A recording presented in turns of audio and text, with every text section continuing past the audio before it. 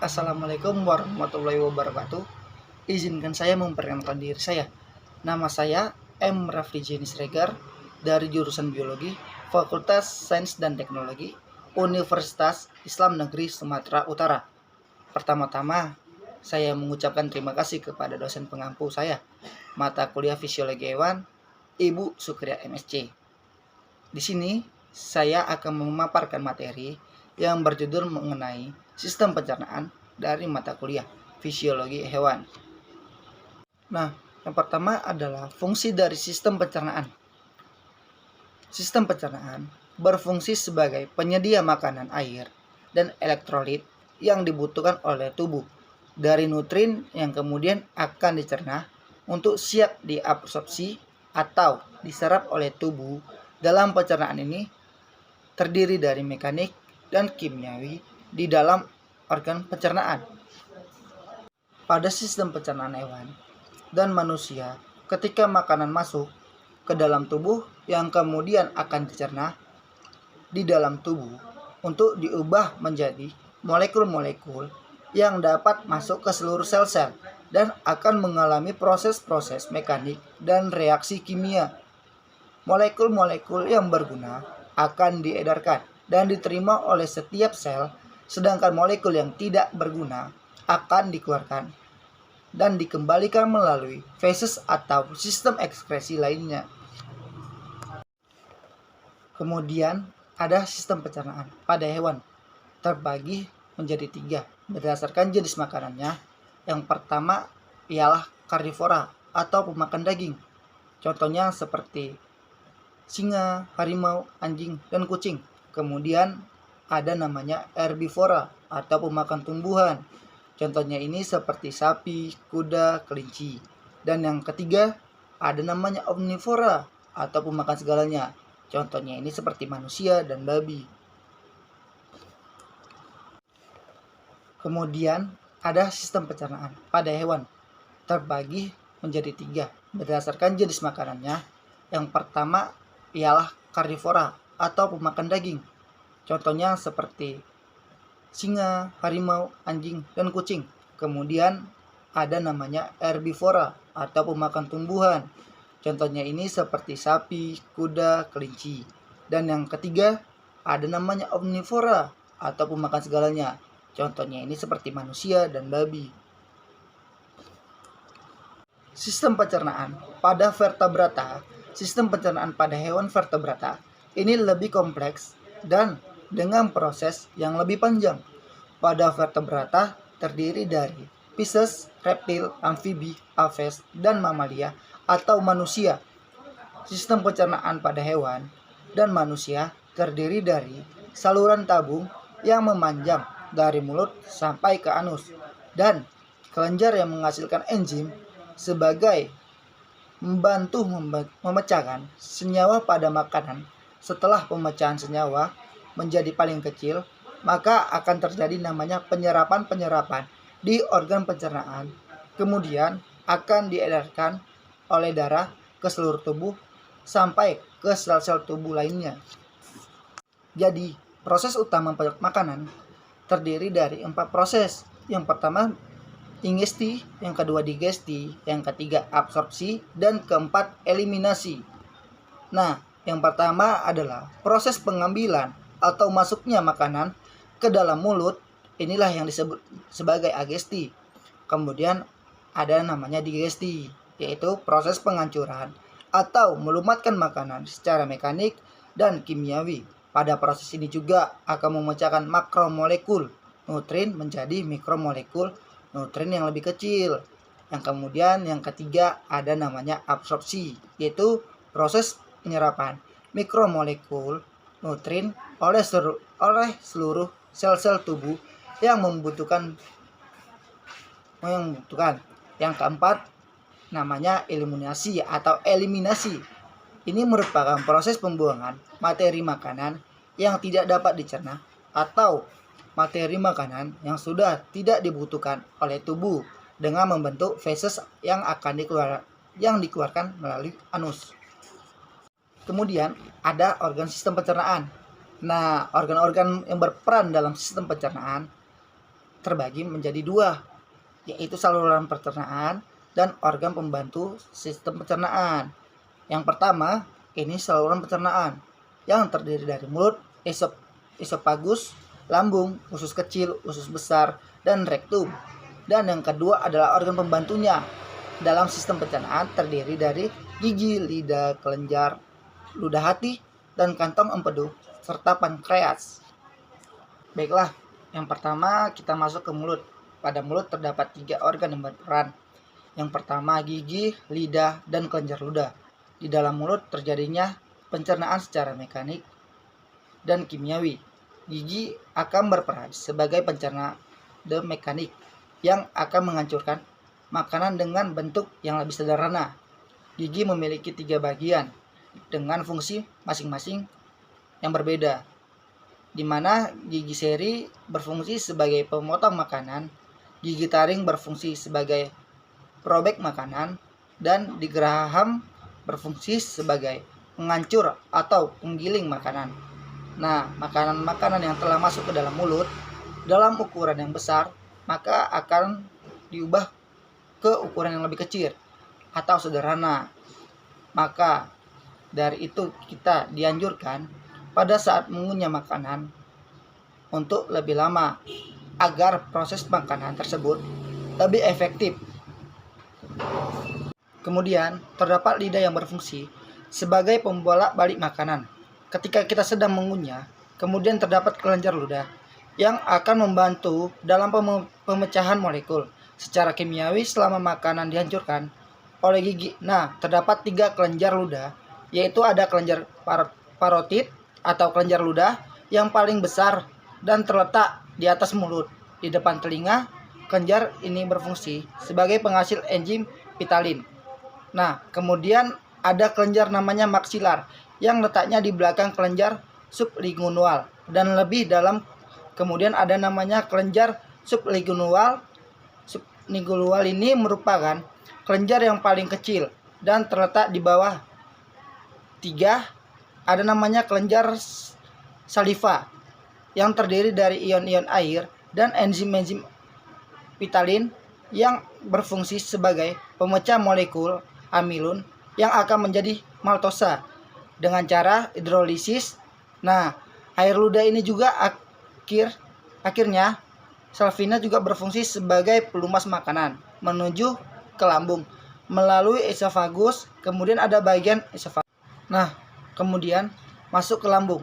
Di dalam lambung terjadinya pencernaan secara mekanik dan kimiawi yang berfungsi sebagai penggilingan dan penghalusan makanan, yang nantinya makanan-makanan tersebut akan menjadi lembek seperti bubur atau disebut dengan kimus lambung. Kimus lambung berbentuk huruf J dengan bagian atas yang menonjol yang disebut dengan fundus. Kemudian terdapat lipatan-lipatan atau rugian yang berasal dari mukosa, dan ada batas antara lambung dengan usus yang disebut dengan pilorus. Dan di bagian terluar dari lambung ini disebut dengan serosa. Kemudian esofagus ini merupakan saluran panjang penghubung antara mulut dengan lambung esofagus. Esofagus memiliki panjang 25 cm yang berawal dari laring, faring, sampai ke hiatus esofagus. Makanan yang terdorong di esofagus karena adanya otot finger, seperti cincin yang akan mendorong makanan menuju lambung.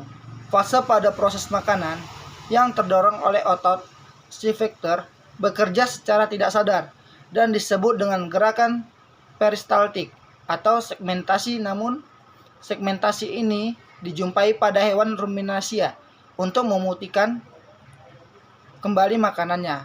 Nah, ini dia perbedaan antara gerakan peristaltik dengan segmentasi. Setelah makanan sampai ke lambung, maka akan dilanjutkan namanya pencernaan karbohidrat dengan memberikan cairan asam, dilakukan dengan pemecahan molekul-molekul. Pada makanan, cairan tersebut dihasilkan oleh 2 kelenjar. Ia memiliki sel-sel sekresi, yaitu sel utama dan sel parietal. Dalam lambung akan menghasilkan cairan yang mengandung zat-zat organik dan anorganik. Zat organik terdiri dari enzim pepsin, renin, dan nifas. Sedangkan anorganik yaitu fosfat HCl dan NaCl dan KCl. Di dalam kelenjar lambung ternyata terdapat sel-sel ekskresi yang dapat menghasilkan zat-zat organik ataupun anorganik, yaitu sel utama atau sel parietal. Sel parietal dan sel mukus pada sel Schiff yang berwarna merah muda berfungsi sebagai penghasil pepsinogen atau enzim pepsin yang belum aktif. Kemudian ada sel namanya sel parietal yang berwarna kuning. Sel parietal yang berwarna kuning berfungsi sebagai memproduksi HCl dan pengaktifan enzim pepsin. Kemudian yang berwarna merah yang disebut dengan sel mukus. Sel mukus ini berfungsi sebagai penghasil sel lendir untuk melindungi dinding lambung dari asam lambung. Makanan yang akan dicerna di dalam lambung ini akan terjadi 3 macam digesti, yaitu yang pertama adalah digesti lemak, yaitu enzim lipase yang dihasilkan oleh sel Schiff akan menghidrolisis lemak susu menjadi gliserol dan asam lemak saat kadar pH rendah. Kemudian ada digesti karbohidrat, yaitu enzim amilase yang terdapat di saliva akan menghidrolisis zat tepung pada saat kadar pH netral. Kemudian ada digesti protein, yaitu enzim pepsinogen yang dihasilkan oleh sel Schiff akan diubah menjadi pepsin oleh HCl pada saat kadar pH di bawah 5. Kemudian khasnya makanan akan merubah menjadi bubur atau kim. Maka kim akan berpindah masuk ke dalam duodenum atau usus halus. Nah, di usus halus inilah berfungsi sebagai tempat absorpsi nutrien yang dilakukan oleh sel-sel epitel selapis dan sekresi endokrin yang akan dilakukan oleh PHK dan pilih ketika kim yang berasal dari lambung dan berada di usus, maka asam lambung lemak rantai panjang yang tidak terserap oleh lambung akan diemulsikan dengan getah pankreas dan garam empedu. Dalam pencernaan, di usus terdapat 3 organ yang membantu sebelum usus melakukan penyerapan, yaitu ada hati kantung empedu dan pankreas hati yang berfungsi sebagai penghasil cairan garam empedu yang kemudian akan disimpan di dalam kantung empedu. Kemudian ada kantung empedu. Nah, kantung empedu inilah yang berfungsi sebagai penampung cairan garam empedu yang telah dihasilkan oleh hati garam empedu yang berwarna kuning agak kental dan memiliki rasa pahit. Kemudian, garam empedu ini juga mengandung bilirubin, kolesterol, dan asam-asam empedu yang memiliki fungsi sebagai yang pertama ada namanya emulator dalam proses pencernaan lemak. Hal kemudian ada sebagai pengaktif enzim lipase dalam getah pankreas sebagai perangsang aliran cairan empedu dari hati dan menjaga agar kolesterol tetap larut dalam cairan empedu. Kemudian ada pankreas. Pankreas ini berfungsi sebagai penghasil getah pankreas yang mengandung beberapa enzim untuk masuk ke dalam duodenum. Ketika makanan yang bersifat asam masuk ke dalam duodenum, maka duodenum akan mengeluarkan hormon yang akan disalurkan ke pankreas. Setelah pankreas menyalurkan getahnya, ia mengandung beberapa enzim yang memiliki fungsi masing-masing, seperti enzim tripsin yang berfungsi sebagai pemecah protein. Kemudian ada namanya enzim chymotrypsin. Chymotrypsin ini berfungsi sebagai katalis dalam proses hidrolisis protein. Kemudian ada enzim lipase. Lipase ini berfungsi sebagai suntuk katalis dalam proses hidrolisis lemak. Dan yang terakhir ada enzim amilase yang berfungsi sebagai mengkatalis dalam proses hidrolisis amilum dalam usus, juga akan menghasilkan cairan usus yang mengandung beberapa enzim yang dapat dihasilkan, yaitu ada enzim karbohidrase, meklatase, nukleoditase, meptitase, enteriokinase, fosfatase, dan fosfatidilase. Kemudian makanan akan masuk ke bagian usus besar. Nah, fungsi dari usus besar ini sebagai pengabsorpsi air dan elektrolit dari kim yang tersisa dan merubah dari kim berbentuk cair menjadi padat. Dalam usus besar tidak dapat menghasilkan hormon ataupun enzim-enzim. Banyak bakteri yang terdapat di usus besar yang berfungsi sebagai pembusukan feses dan dapat memproduksi vitamin.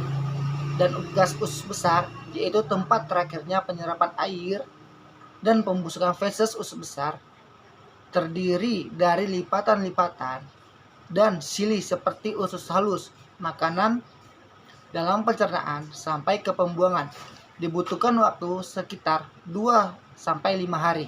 Ketika 2-6 jam makanan di lambung dan 6-8 jam di usus halus. Maka waktunya berada di usus besar. Di bagian usus besar ini ternyata sebagai menjadi 3 segmen atau 3 bagian. Yang pertama ada cekung sekung. Ini merupakan kantung yang tertutup dan tergantung di bawahi lokal terdapat appendix vermofix atau usus buntu yang berbentuk tabung sempit dan mengandung jaringan limfoid yang menonjol dari ujung sekung. Sekung ini berfungsi sebagai penyerapan air dan pengontrol masuknya jumlah makanan ke dalam kolon. Kemudian ada sistem pencernaan pada reptil. Di sistem pencernaan pada makanan pada reptil meliputi saluran pencernaan dan kelenjar pencernaan reptil, umumnya karnivora atau pemakan daging. Secara berturut-turut saluran pencernaan pada reptil meliputi from, gak mulut yang terdapat lidah yang melekat pada tulang lidah dengan ujung bercabang 2. Kemudian ada esophagus atau kerongkongan ventriculus atau lambung dan intestinum yang terdiri atas usus halus dan usus besar yang bermuara pada anus. Nah, kelenjar pencernaan pada reptil ini meliputi hati kantung empedu dan pankreas hati. Pada reptilia memiliki 2 lobus gelambir dan berwarna kemerahan. Kantung empedu terletak pada tepi sebelah kanan hati. Nah, pankreas ini berada di antara lambung dan duodenum berbentuk pipi kekuning-kuningan. Pencernaan pada amfibi. Sistem pencernaan makanan pada amfibi meliputi saluran pencernaan dan kelenjar pencernaan. Misalnya pada katak, makanan katak berupa hewan-hewan kecil seperti enda. Secara berturut-turut, saluran pencernaan pada katak meliputi rongga mulut yang terdiri dari gigi dan lidah untuk menangkap mangsa. Kemudian ada etnis esophagus verticulus atau lambung. Nah, lambung ini dapat menjadi 2 bagian, yaitu tempat masuknya makanan dari esophagus dan lubang keluar menuju usus. Kemudian ada intestinum usus, dapat dibedakan atas usus halus dan usus besar. Usus halus meliputi duodenum dan jejunum tetapi belum jelas batas-batasannya. Usus tebal berakhir pada rektum dan menuju kloaka merupakan muara bersama antara saluran pencernaan, saluran reproduksi, dan urinaria. Nah, kelenjar yang berperan dalam pencernaan pada amfibi ini terdiri atas hati dan pankreas hati yang berwarna merah kecoklatan. Dan hati inilah berfungsi mengeluarkan empedu yang disimpan dalam kantong empedu yang berwarna kehijauan. Pankreas berwarna kekuningan melekat di antara lambung dan usus 12 jari. Pankreas berfungsi sebagai penghasil enzim dan hormon yang bermuara pada duodenum. Asam klorida lendir dan enzim pencernaan seperti pepsin diskresikan oleh sel-sel khusus dalam provesiculus dan memulai proses memecah struktur bahan makanan.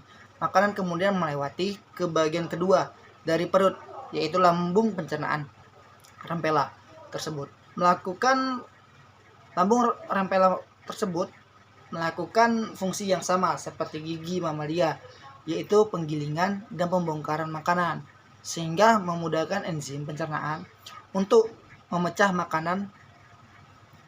Dalam kebanyakan burung rempelah mengandung butiran pasir atau batu kerikil. Burung karnivora cenderung memiliki usus yang lebih pendek dan kurang kompleks. Burung herbivora memiliki panjang dan lebih berkembang. Enzim-enzim diproduksi oleh pankreas untuk memecah protein dan lemak, kemudian nutrisi tersebut yang kemudian akan diserap melalui membran usus ke dalam aliran darah. Sisa-sisa makanan yang tidak dapat dicerna akan dikeluarkan melalui kloaka. Nah, di usus halus juga memiliki 3 segmen, yaitu duodenum atau disebut dengan usus 12 jari, yang letaknya setelah lambung dengan panjang 25 cm sampai 30 cm. Kemudian adenium atau disebut dengan usus kosong, yang memiliki panjang 1 meter sampai 1,5 meter. Kemudian ada ilium. Nah, film inilah juga disebut sebagai usus penyerapan yang memiliki panjang 2 meter sampai 2,5 meter. Kemudian ada sistem pencernaan pada reptil. Di sistem pencernaan pada makanan pada reptil meliputi saluran pencernaan dan kelenjar pencernaan reptil, umumnya karnivora atau pemakan daging. Secara berturut-turut, saluran pencernaan pada reptil meliputi from, gak mulut, yang terdapat lidah yang melekat pada tulang lidah dengan ujung bercabang 2. Kemudian ada esophagus atau kerongkongan ventriculus atau lambung, dan intestinum yang terdiri atas usus halus dan usus besar yang bermuara pada anus. Nah, kelenjar pencernaan pada reptil ini meliputi hati kantung empedu dan pankreas hati. Pada reptilia memiliki 2 lobus gelambir dan berwarna kemerahan. Kantung empedu terletak pada tepi sebelah kanan hati. Nah, pankreas ini berada di antara lambung dan duodenum berbentuk pipi kekuning-kuningan. Kemudian ada sistem pencernaan pada Pisces. Saluran pencernaan pada Pisces dimulai dari rongga mulut atau cakung oris yang di dalamnya terdapat di kecil dan lidah pada dasar mulut yang tidak dapat digerakkan dan banyak menghasilkan lendir, namun tidak dapat menghasilkan udara dari rongga mulut. Makanan masuk ke dalam esophagus melalui faring yang terdapat di daerah sekitar insang. Esophagus berbentuk kerucut pendek terdapat di belakang insang, dan bila tidak dilalui makanan, maka lumen akan menyempit dari kerongkongan makanan didorong masuk ke dalam lambung, sehingga lambung menjadi besar. Antara lambung dan usus tidak dijelas batasnya. Ada beberapa jenis ikan terdapat tonjolan buntu yang berfungsi untuk memperluas bidang penyerapan makanan. Dari lambung makanan akan masuk ke dalam usus yang berbentuk pipa panjang dan berkelok-kelok dan sama besarnya bermuara pada anus. Kemudian masuk ke pembahasan sistem pencernaan pada ruminansia. Hewan ruminansia atau disebut dengan hewan mengunggah biak merupakan hewan herbivora murni. Contohnya seperti sapi, kerbau, dan kambing.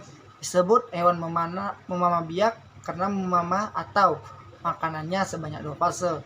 Yang pertama, saat makanan tersebut masuk ke mulut, makanan tersebut tidak dikunyah hingga halus dan terus ditelan. Selang beberapa waktu, makanan tersebut akan dikeluarkan kembali ke mulut untuk dikunyah sampai menjadi halus. Makanan hewan ruminansia ini berupa rumput atau tumbuhan, sel tumbuhan yang tersusun dari bahan selulosa yang sulit dicerna karena jenis makanan tersebut yang sulit dicerna. Hewan ruminansia mempunyai sistem pencernaan dengan struktur khusus yang berbeda dengan hewan karnivora dan omnivora. Adalah lambung ruminansia terdiri atas 4 ruangan, yaitu ada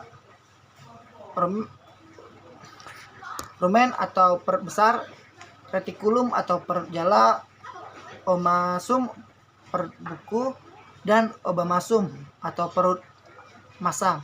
Bagi bagian lambung ruminansia ini kita akan bahas satu persatu. Nah, yang pertama itu rumen. Rumen atau perut besar berfungsi sebagai gudang sementara bagi makanan yang ditelan setelah rumen cukup terisi. Makanan sapi akan beristirahat.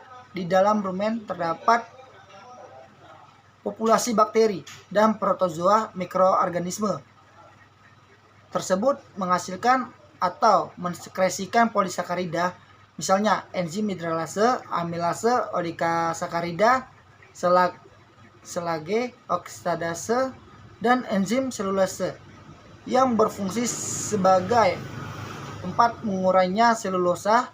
Selain ini juga terdapat enzim yang menguraikan protein, yaitu enzim proteolitid dan enzim pencernaan lemak. Pada rumen harus memiliki pH yang ideal sekitar 6-7 dengan temperatur 39 derajat Celcius. Rumen juga bersifat jenuh dengan gas terjadinya gerakan yang konstan. Nah, demikianlah pemaparan materi tentang sistem pencernaan baik pada manusia ataupun hewan.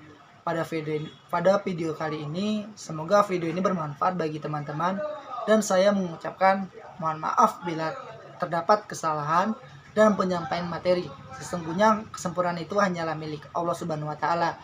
Dan sekian dari video kali ini. Wabillahi taufik wal hidayah. Wassalamualaikum warahmatullahi wabarakatuh. Terima kasih. Burung karnivora cenderung memiliki usus yang lebih pendek dan kurang kompleks. Burung herbivora memiliki panjang dan lebih berkembang. Enzim-enzim diproduksi oleh pankreas untuk memecah protein dan lemak, kemudian nutrisi tersebut yang kemudian akan diserap melalui membran usus ke dalam aliran darah. Sisa-sisa makanan yang tidak dapat dicerna akan dikeluarkan melalui kloaka.